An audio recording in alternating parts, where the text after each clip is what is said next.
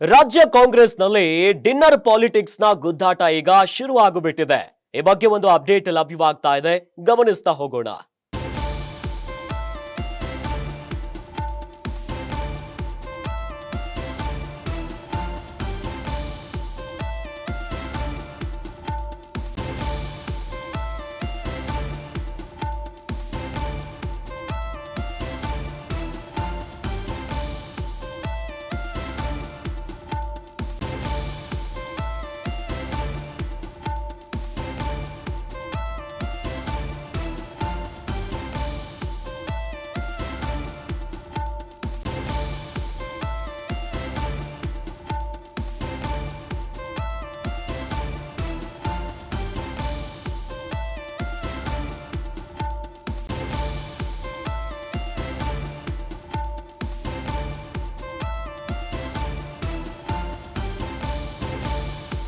ರಾಜ್ಯ ಕಾಂಗ್ರೆಸ್ನಲ್ಲಿ dinner politics ಗುದ್ದಾಟ ಶುರುವಾಗಿದೆ. ನಾಯಕರ ಡಿನ್ನರ್ ಮೀಟಿಂಗ್ ವಿರುದ್ಧ ನೆಗಿ ಕೆಂಡವಾಗಿದ್ದಾರೆ. ಸತೀಶ್ ಜಾರಕಿಹೊಳಿ ವಿರುದ್ಧವೇ ಸಿಡಿದೆದ್ದಿದ್ದಾರೆ ಡಿಕೆ ಶಿವಕುಮಾರ್.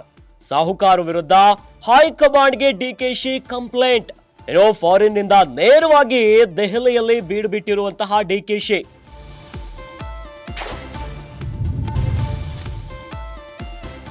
ದೆಹಲಿಯಲ್ಲಿ ಹೈಕಮಾಂಡ್ ನಾಯಕರಿಗೆ ಡಿಕೆಶಿ ದೂರು.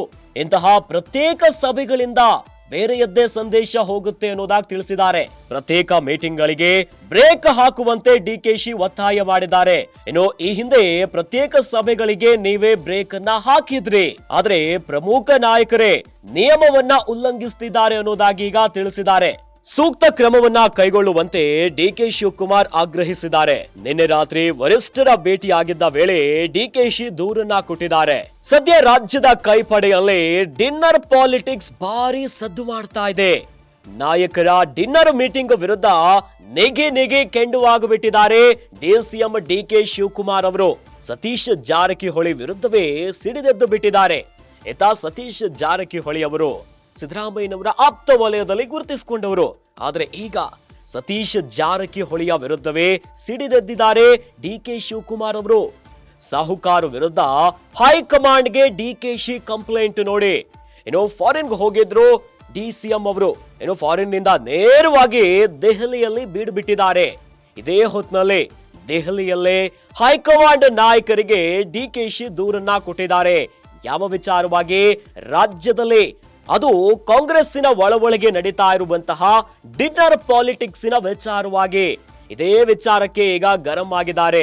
ದೆಹಲಿಯಲ್ಲಿರುವಂತಹ ಡಿಕೆಶಿ ಹೈಕಮಾಂಡ್ ನಾಯಕರಿಗೆ ದೂರನ್ನ ಕೊಟ್ಟಿದ್ದಾರೆ. ಇಂತಹ ಪ್ರತ್ಯೇಕ ಸಭೆಗಳಿಂದ ಬೇರೆಯದ್ದೇ ಸಂದೇಶ ಹೋಗುತ್ತೆ.